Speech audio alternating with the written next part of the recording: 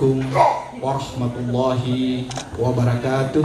Waalaikumsalam warahmatullahi wabarakatuh.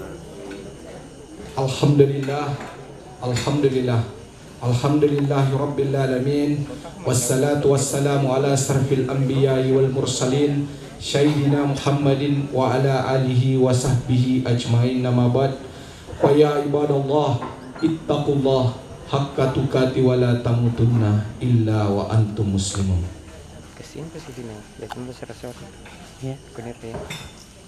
Silakan para jamaah yang baru datang untuk mengisi. Ini masih ada di sebelah kanan. Sebelum kita mulai acara kita pada subuh ini, alhamdulillah, hanya kata syukur kepada Allah Subhanahu wa taala, kata yang pantas kita ucapkan pada subuh menjelang pagi hari ini. Allah yang telah memberikan kepada kita nikmat kesehatan, nikmat kesempatan untuk hadir di tempat ini. Salam dan salawat pada junjungan Nabiullah Muhammad sallallahu alaihi wasallam.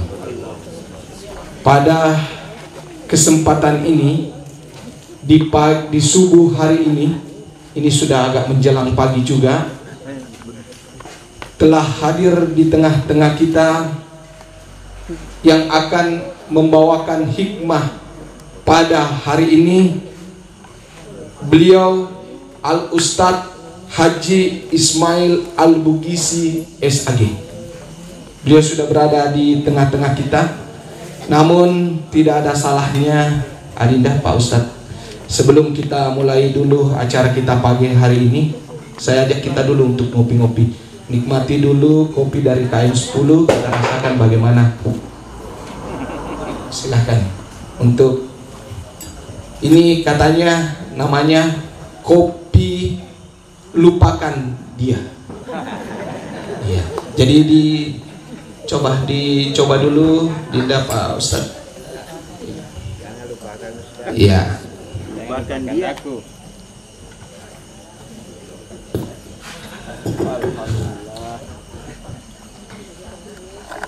Saya persilakan dengan mic-nya hari ini Pak Ustadz. Bagaimana rasanya kopi lupakan dia dari KM10 ini? Alhamdulillah. Yang jelasnya jangan sampai melupakan istri di rumah.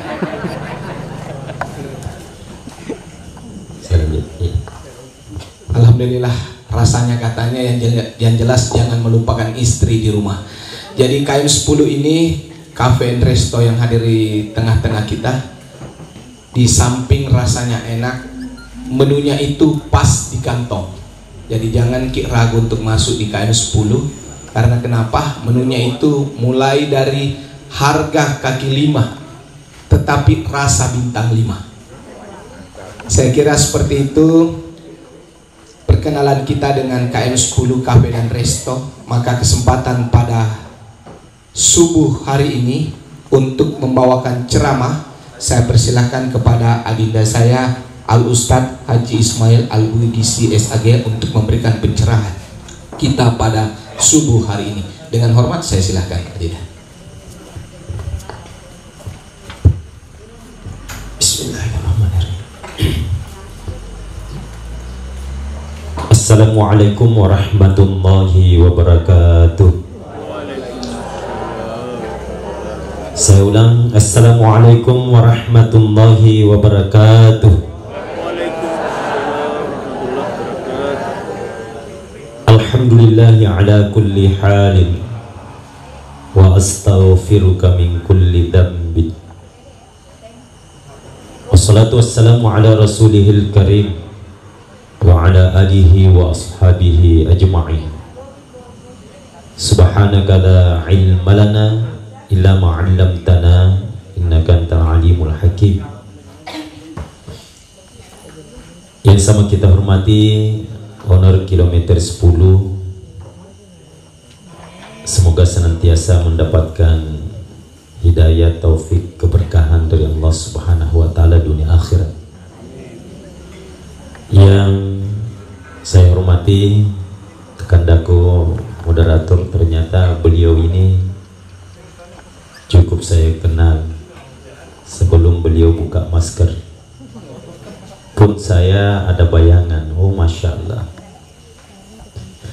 Yang saya hormati teman-teman para mubalik yang sempat hadir, para panitia dan pengurus beberapa masjid yang sempat hadir,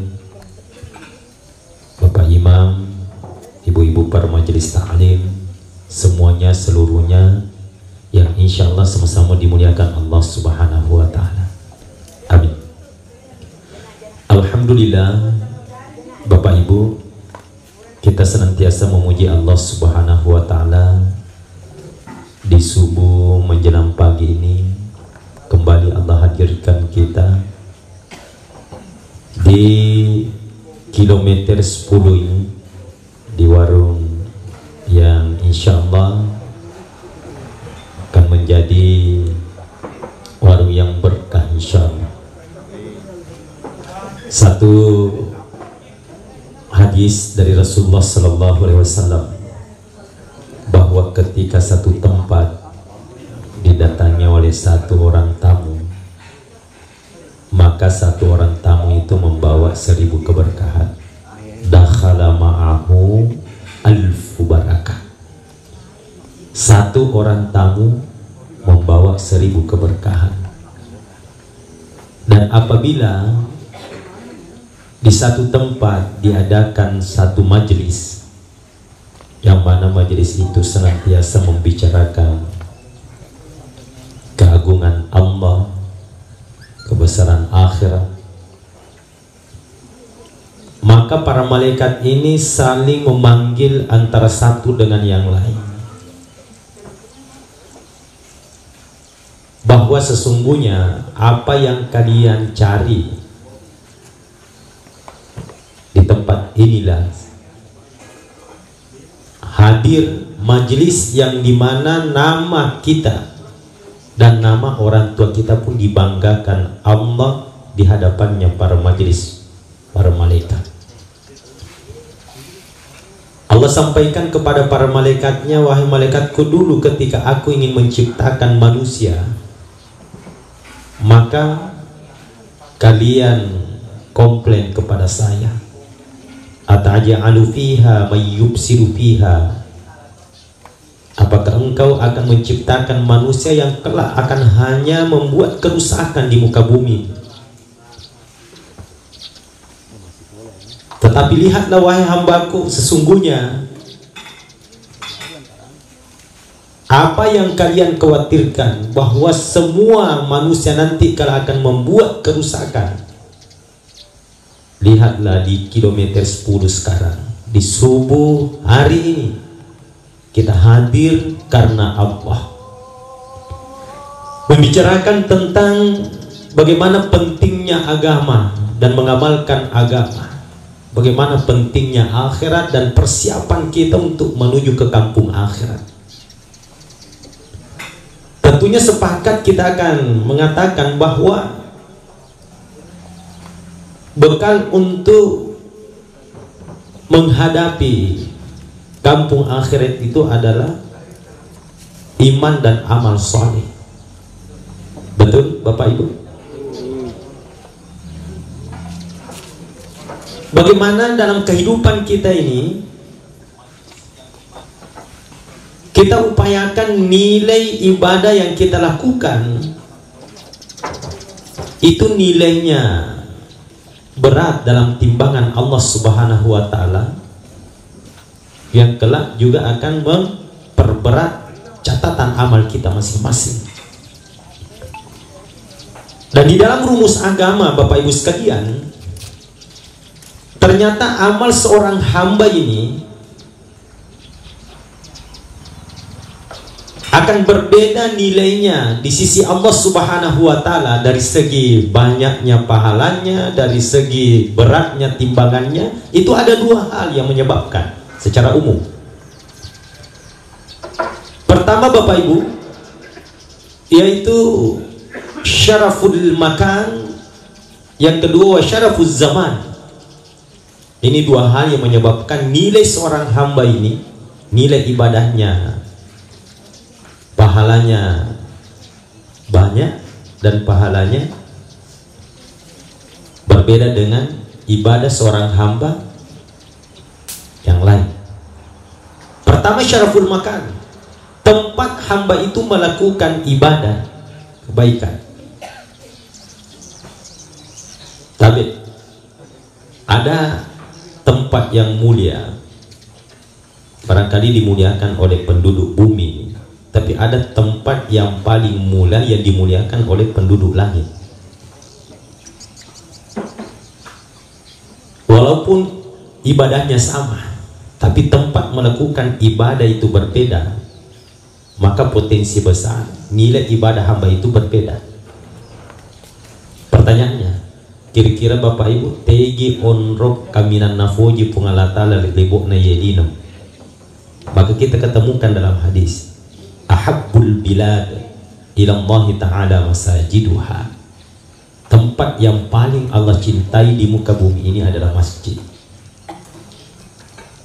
Dena gaga onrok kaminan nafoji pungalatala lebok na yelino masjid. Yang kedua, tempat yang Allah cintai yaitu tempat yang suasana masjid kita hadirkan di tempat itu. Bukan masjid, tapi suasana masjid kita hadirkan. Barangkali kita beradanya di rumah, tapi kita mampu menghadirkan suasana masjid ke rumah, maka rumah pun dicintai oleh Allah Subhanahu wa Ta'ala. Kita berada di pasar. Yang lanjutan hadis tadi sebenarnya, wa abgadul bilad ilallahi ta'ala aswaquha, tempat yang paling Allah benci adalah pasar. Tapi kalau kita mampu menghadirkan suasana masjid ke pasar, maka kita yang berada di pasar pun akan dicintai oleh Allah Subhanahu wa Ta'ala. Tapi kalau kita balik Bapak Ibu, suasana pasar kita hadirkan di masjid, angkat mak balu ko masih kiri-kiri hujimu ku fangalatan.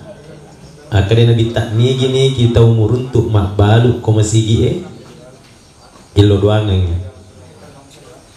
la arbahammahu tijarata tanafodo di nafak baraka ibalu-balu mu pengalatan agama mak balu-balu ko masih gie. Tapi kalau di pasar kita berada, kita hadirkan suasana masjid di pasar, kita mengaji, membaca Al-Quran barangkali di pasar sambil menunggu pembeli. Tempatnya Allah tidak sukai, tapi amalannya Allah senangi. Di pasar barangkali kita menunggu pembeli sambil berzikir, subhanallah, alhamdulillah, la ilaha illallah, wallahu akbar. Boleh jadi ada yang mengatakan pasarnya barangkali Allah tidak cintai, tapi zikirnya Allah sayang. Sepanjang kita tidak berbuat sesuatu yang melanggar dalam bermuamalah, maka itu yang Allah senangi. Jadi sesungguhnya bukan hanya tempatnya, tapi suasananya yang penting. Kita berada di warung makan kilometer 10 ini, tapi rasa-rasanya kita hadirkan suasana masjid di warung ini, betul? Sapa-sapa tuh kawan apa ke Masya Allah, ada Pak Imam, ada guru tak, Pak Ustaz, ada majelis taklim, ada yang seragam kudungnya, ada yang tidak seragam. Kalau hati kita ini berhubungan kepada Allah Subhanahu wa Ta'ala, maka siapapun yang hadir di sini dan tempatnya pun insya Allah akan mampu menghadirkan para malaikat yang sesungguhnya tiap hari para malaikat mencari majelis-majelis semacam ini. Alhamdulillah. Jadi yang pertama, mulianya seorang ibadah itu ditentukan karena tempat. Dan secara teks bahwa tempat yang paling Allah senangi adalah masjid. Yang kedua, mulianya seorang hamba itu kadang tidak ditentukan dengan tempat melakukan ibadah, tapi ditentukan karena waktunya, time-nya, waktu yang mulia. Makanya kita ini harus memperhatikan Bapak Ibu, mana waktu-waktu yang mulia.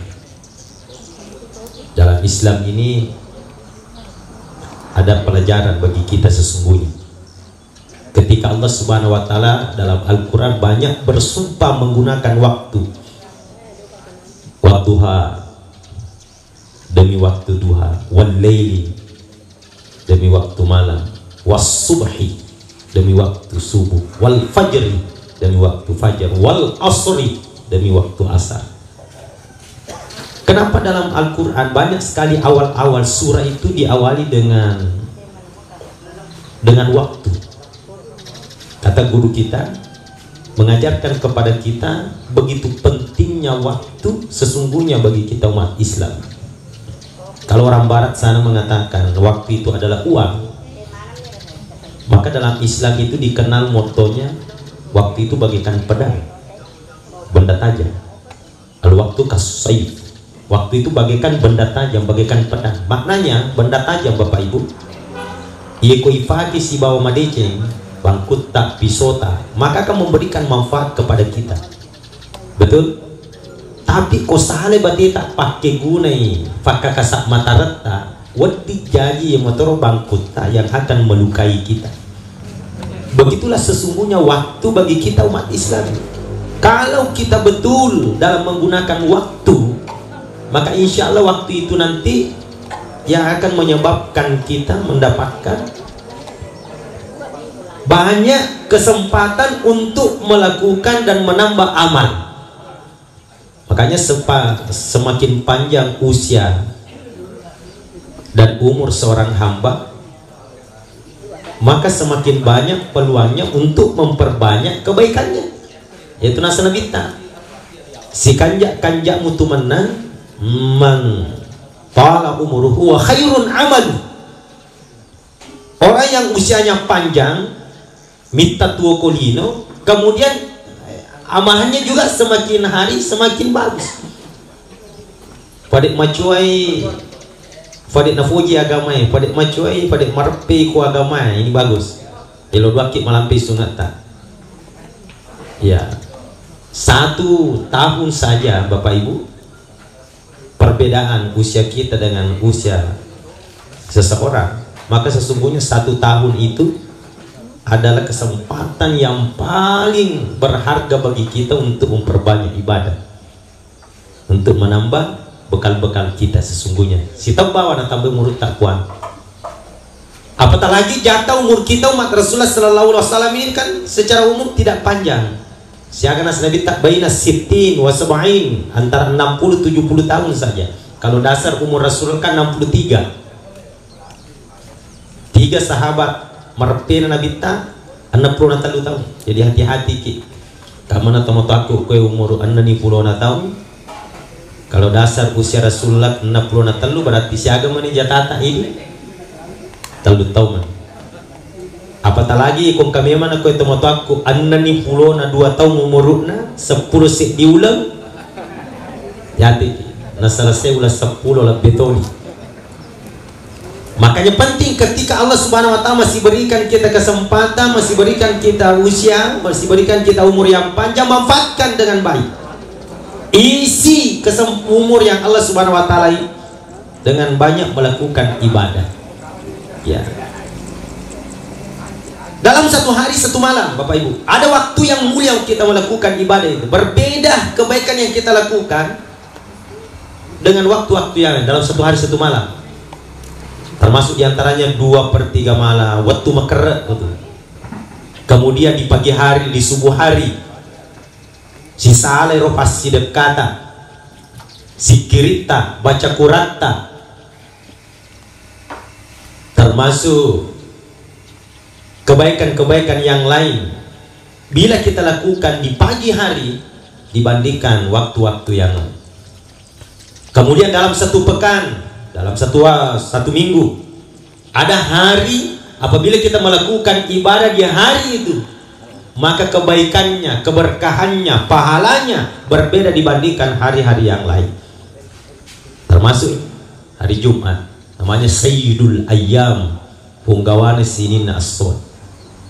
Sedekah seseorang, bacaan Al-Quran seseorang, zikir seorang hamba, itu berbeda pahalanya keberkahannya, nilainya dibandingkan amalan seorang hamba di malam dan hari-hari yang lain. Malam Jumat, hari Jumat. Magai punggawana so. Makanya di Sengkang Kota sekarang itu sudah beberapa bulan terakhir ini marak istilah Jumat berkah. Kebetulan kita ada 3 tempat apa namanya kelola pondok penghafal Al-Quran ya, dia Mesangan bersama dengan keluarga besar PP Rahim. Di depan Jetpur itu kurang lebih 60 santri penghafal. Kemudian yang kedua di Tanah Sitolo di Masjid Al-Ukhwah Pasar Baru, itu kurang lebih 20 santri, kebanyakan dari Sumatera, kita ambil di sana. Untuk putrinya di Jalan Petra, ya, arah dekat kompleks, itu untuk putri, itu kurang lebih 15 santri. Mulai malam Jumat itu sudah banyak yang mendaftar, istirahat pakai teringnya, mari ya papan riun nih, ini Jumat, pak kepala. Subuh Jumat bahasa nama pokoknya, mereka mendaftar ya papan ri, nasi kota, nasi kuning. Aswada Jumat, apa kotor. Saya sering ceramah di luar Kabupaten Wajo, saya sampaikan masyarakat, ini kosidra, engkau nama Cina mande nasi kuning gratis. Jok nih kuajo. Dewi bisa ngemekan begangi ke biaya tak dari Sidrap ke Wajo, dari Padang ke nasi kuning. Yang jelasnya mulai malam Jumat, subuh Jumat, hari Jumat, alhamdulillah kita di Sengkang ini sudah memahami, maka harus kita manfaatkan sesungguhnya dengan ibadah. Termasuk penempatan waktu kita untuk berkumpul di warung kilometer 10 ini subuh Jumat. Alhamdulillah, ini pilihan yang bagus, pilihan yang tepat untuk kita. Semoga owner warung kilometer 10 mendapatkan keberkahan, dan kita semua yang selalu hadir juga mendapatkan keberkahan dari Allah. Amin. Ini penting sekali. Terakhir, jangankan amalan seorang hamba berbeda di waktu-waktu yang mulia ya, kematian seorang hamba pun itu berbeda di sisi Allah. Apabila seorang hamba dipanggil oleh Allah Subhanahu wa taala menghadap kepadanya di waktu yang mulia, amatengan na tawe sisalah, amatengan na koni Jumat, yesu Jumat dibandingkan hari-hari yang lain. Jika makana Nabi ta, mami muslim yamutu lailatul Jumat aw yaumul Jumat illa waqahum Allahu min fitnatil kubur. Barang siapa seorang muslim yang Allah wafatkan di malam Jumat atau hari Jumat, illa waqahum Allahu min fitnatil kubur, kecuali orang itu Allah akan selamatkan dari fitnah kubur. Fitnah kubur ini ada 2. Pertama, orang yang Allah wafatkan malam Jumat atau hari Jumat, insya Allah tidak disoal lagi di alam kubur, tidak ditanya oleh mungkar nakir marrabu kaman nabi, bukan. Fasilitas khusus dia ini taneki. Bayangkan, jangankan kita mampu menjawab pertanyaan malaikat mungkar nakir dalam sabtu rincian hadis, suaranya mungkar nakir saja dalam bertanya itu na caulo pona gutui marrabuka ya mau perusak dan apa tasila. Kalau seorang apa namanya, seorang siswa itu namo malang ngoiro aguruna iko ijoro iko guruna, biasa tasaka-saka jawaban. Iko madodong itap madodong ipakas yanya nomor posak dan malaikat. Ternyata orang yang Allah wafatkan malam Jumat, hari Jumat tidak disoal lagi. Kemudian yang kedua, tidak diazab di alam kubur. Orang yang Allah wafatkan malam Jumat atau hari Jumat, pertanyaannya, makrema ke paling kau tu bunuh diri bana wani Jumat. Insya Allah rusuki ku malaikat wani. Tapi ada yang pertanyakan, bagaimana sekiranya dalam kehidupannya dia jauh daripada amalan agama, tapi Allah pilih dia untuk wafat malam Jumat, hari Jumat, apakah tetap dia mendapatkan fadilah keutamaan yang disampaikan oleh Rasulullah? Oh, maka itu taurita firi tanda itu kongka salam mati wadi Jumat as-Jumat, hatta dia belum terlalu dekat dengan agama. Apakah dia seorang pemabuk, penjudi, pezina, tapi ternyata mungkin ada kebaikan kebaikannya yang Allah pandang sehingga Allah pilih dia wafat malam Jumat, hari Jumat, tetap dia mendapatkan fadilah keutamaan ini. Dene calla ko kuburu es Jumat aso satu pinapegan rusuh. Baik Bapak Ibu sekalian, saya ingin menyampaikan materi ini agak panjang, tapi saya tahu kalau ada dialog interaktif, insya Allah saya serahkan kepada rekan Daku untuk memandu sharing-sharing di antara kita. Silakan insya Allah.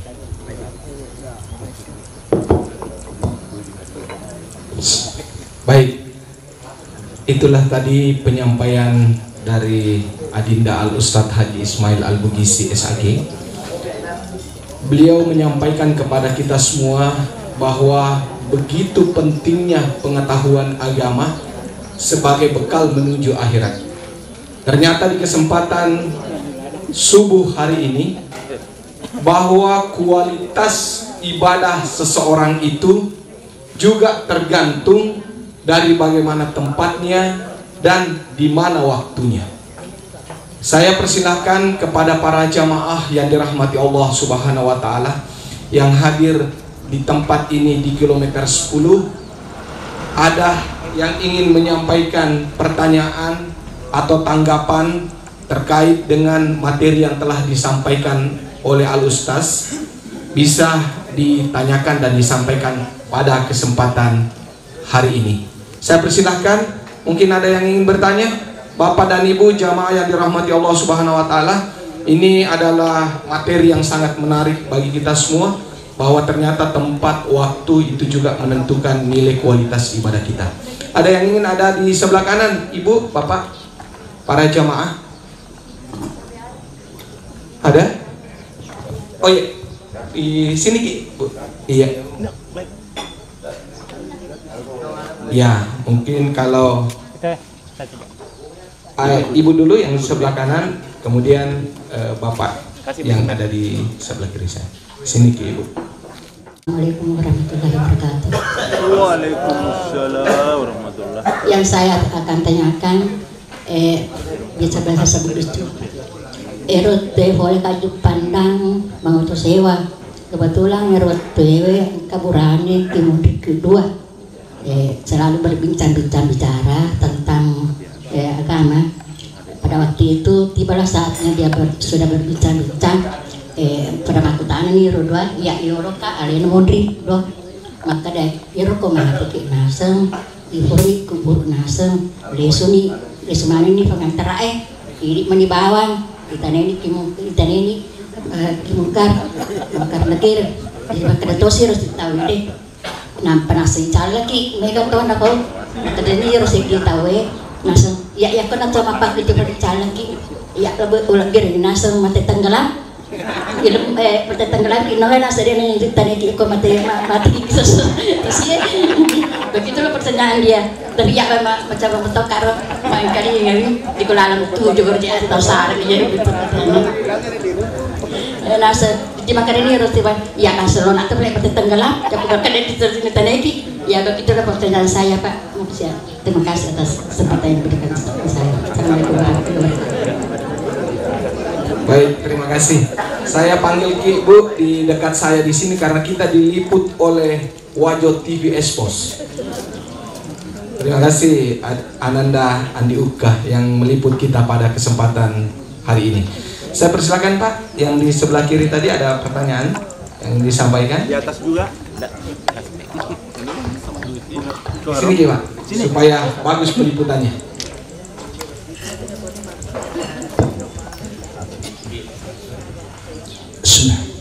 Assalamualaikum warahmatullahi wabarakatuh. Kita tadi telah menyimak bersama apa yang disampaikan oleh Pak Ustaz. Saya tertarik sekali tadi mengenai menjual di masjid, transaksi di masjid. Mungkin nanti ini ditujukan kepada ibu-ibu majelis taklim apabila menghadapi Isra Maulid, pengadaan jilbab baru, kudung baru. Saya pernah melihat transaksi di masjid. Di kelompok itu ada ada pengusaha di antara ibu-ibu itu diberikan kepada anggotanya. Di masjid terjadi bayar transaksi. Bagaimana ini hukumnya? Apakah termasuk tadi apa yang disampaikan oleh Rasulullah mengenai itu? Sekira demikianlah. Assalamualaikum warahmatullahi wabarakatuh. Baik, terima kasih. Saya kira ini adalah pertanyaan yang sangat menarik. Tadi di sebelah kanan sama Ibu, ini guyonan sebenarnya, tapi perlu juga dimaknai bahwa kalau mati tenggelam, katanya kita bebas pertanyaan. Nah, ini namanya mungkin mau mengakal-akali mungkar dan nakir, lari dari kenyataan. Kemudian pertanyaan kedua, ini memang perlu diperjelas Adinda Al-Ustaz, bahwa kalau melakukan transaksi jual beli ya atau berdagang di masjid, tadi sudah disampaikan tentang hal tersebut, bahwa jangan bawa nuansa pasar ke masjid. Ini yang barangkali perlu dimaknai. Maka dari kesempatan ini saya serahkan kepada Adinda Al-Ustaz untuk memberikan tanggapan terhadap pertanyaan yang sudah disampaikan. Ya, yang pertama saya jawab dulu pertanyaan yang agak sedikit mengandung guyonnya dari orang tua kita. Apakah kira-kira sama orang yang mati ataupun wafat dengan asbab tenggelam, ya, yang tidak dikuburkan, ya? Iya. Sesungguhnya ya sama, karena ada namanya alam barzah, ya, alam barzah. Jadi bukan pertanyaan itu hanya untuk penghuni kubur dan pemakaman tertentu, tapi ketika kita sudah wafat, ya, meninggal dunia, maka proses selanjutnya kita akan berhadapan dengan malaikat mungkar dan nakir. Apapun asbab kematian seseorang, cuma ada di antara kita ini diberi fasilitas khusus yang berbeda. Ya, ada seorang hamba yang mendapatkan fasilitas kuburnya itu seperti taman-taman surga. Ya, dia memandang sejauh pandangan, luas sekali kuburannya, sejauh mata memandang. Kemudian kadang juga ada seseorang hamba ini pada saat dia di alam barzah itu suasananya seperti suasana neraka. Artinya Allah sempitkan itu alam barzahnya, kuburnya, sehingga tulang rusuknya bersilangan antara satu dengan yang lain. Termasuk diantaranya itu adalah seorang hamba yang bermain-main dengan perintah sholat. Ya, seorang muslim yang bermain-main dengan perintah sholat, maka kelak masuk di alam barzah, Allah himpitkan itu kuburannya, sehingga menyebabkan tulang rusuknya bersilangan antara satu dengan yang lain. Tapi yang amalannya bagus, bahkan sebaliknya Allah hadirkan bidadari menemani di alam barzah ini, ya, menemani dia, sehingga dia tinggalnya di alam barzah, di alam kubur, tapi serasa dia berada dalam surga. Kesimpulannya, sesungguhnya ini adalah alam-alam yang mesti kita lalui setelah kita hidup di dunia ini. Maka alam selanjutnya adalah alam barzah. Apapun proses kematian seorang hamba itu, pasti kita akan bertemu dengan alam ini. Setelah itu alam barzah, maka kita akan dibangkitkan kembali, namanya yaumul ba'ts atau yaumul kiamat, artinya dibangkitkan. Setelah kita diwafatkan, kemudian berada di alam barzah dan proses itu kita lalui, maka proses selanjutnya adalah dibangkitkan kelak di padang mahsyar, dikumpulkan. Selanjutnya akan digiring melewati titian sirat. Itulah tempat-tempat yang mesti kita lewati semua, Bapak Ibu. Nah, cuma yang kita harapkan bagaimana ketika kita melewati alam-alam itu, tempat-tempat itu, ada fasilitas yang Allah berikan kepada kita. Kita berada di kubur, tapi fasilitas surga Allah berikan. Kemudian Allah bangkitkan kelak di padang mahsyar, Allah naungi kita, Allah payungi kita ketika matahari begitu dekat. Kemudian ketika Allah giring kita untuk melewati titian sirat, satu jembatan yang kecilnya bagaikan rambut di bala 7, bagaikan pedang yang tertajam di dunia, tapi kita melewati titian sirat itu bagaikan kilat yang menyambar. Fasilitas itulah yang kita harapkan. Bagaimana caranya? Ya, perbaiki kualitas iman kita, ibadah kita dengan memperhatikan dua tempat tadi ini. Lakukan kebaikan di tempat yang mulia dan lakukan ibadah di waktu yang mulia. Maka fasilitas-fasilitas itu Allah Subhanahu wa taala akan berikan kepada kita. Itu yang pertama. Yang kedua, barangkali apa yang disampaikan oleh orang tua kita, satu penitia masjid Muhajirin, Pak Haji, bagaimana sekiranya ada di antara majelis taklim yang melakukan transaksi di masjid, yaitu yang masuk sesungguhnya layak didoakan. La arbahallahu tijaratak, artinya yang mendoakan orang bertransaksi di masjid, berjual beli di masjid itu mendapatkan pahala. Jadi kong kata teruntuk mak balu ko masigi tapai lo doa bawa nih. La arbahallahu tijaratak, fodona fa bangker usahamu ho ngalata. Yang mendoakan dapat pahala karena ini petunjuk Rasulullah. Koruntu ko mak balu ko masigi lo doang ini. Berarti yang kalau kita lakukan itu kita dapatkan pahala. Kemudian yang mendengarkan doa semacam itu berarti teguran. Fajar ini, masih banyak waktu-waktu yang lain. Barangkali kita di masjid cukup menyampaikan ini ada wajib majelis taklim yang bagus dipakai untuk majelis taklim kita. Nanti transaksinya di luar. Kalau hanya sekedar penyampaian barangkali ya itu nama lakde iro. Walaupun kita sesungguhnya hindari, karena sesungguhnya bukan hanya berjual beli itu dilarang di masjid. Tatakallamu fil masjid bikalamid dunya, berbicara tentang dunia pun sesungguhnya dilarang, apalagi berjual beli. Saya sampaikan tadi dua perbedaan. Pasar ini dibenci oleh Allah, masjid disukai oleh Allah. Tapi kalau di pasar kita mampu menghadirkan amalan masjid, nafoji kipuangi. Walaupun kita berada di masjid, tapi suasana pasar kita hadirkan di masjid, itu nafoji puangi. Jadi tabe sifat peringarangi ki, sifat peringarangi ki. Kau kata teruntuk ya ro. Masa ma balut tedo ko masigi maka dia ketika bicara warna narafi waktu sempaja dia pernah selesai. Kau masigi selesaikannya, nah begitu. Masjid ini ada secara umum amalannya ada 4 saja. Pertama, di masjid ini bagaimana ada semacam ini ya, ta'lim wa ta'lum, ya, belajar mengajar. Kemudian yang kedua ada zikir wal ibadah. Di situ ada zikir, ada baca Al-Qur'annya, itu amalan masjid yang kedua. Yang ketiga ada amalan dakwanya. Dulu di Masjid Nabawi itu disitulah bermula tersebarnya Islam ke seluruh dunia, di Masjid Nabawi.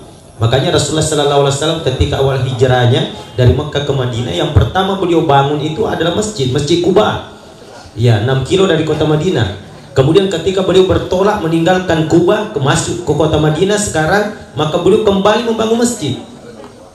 Kenapa? Karena di masjid itulah pusat sesungguhnya, pusat Rasulullah bagaimana mengembangkan Islam. Di situ ada dakwanya, menyebarkan kebaikan di satu tempat. Kemudian yang keempat, di masjid ada sosial kemasyarakatan. Di situ kita musyawarah bagaimana memperbaiki tatanan kehidupan sosial kemasyarakatan. Dia marga yang rapat ke masjid. Yang penting tujuannya kemaslahatan umum. Untuk kemaslahatan bersama, tidak apa-apa.